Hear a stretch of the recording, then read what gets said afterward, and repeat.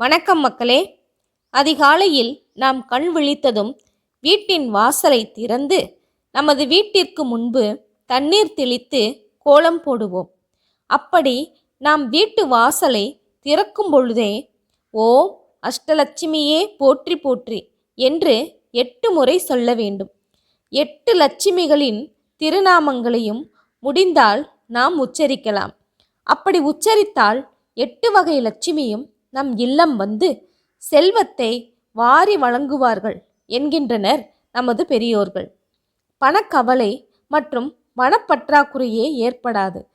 கடை மற்றும் தொழில் நிலையங்களை திறக்கும் பொழுதும் இவ்வாறே அஷ்டலட்சுமிகளின் 8 பேரின் பெயரையும் உச்சரிக்க வேண்டும் என்கின்றனர். அப்பொழுதுதான் வியாபாரம் விருத்தியாகும். இதனை நாம் அனுபவத்தில்தான் உணர முடியும் என்கின்றனர் நமது பெரியோர்.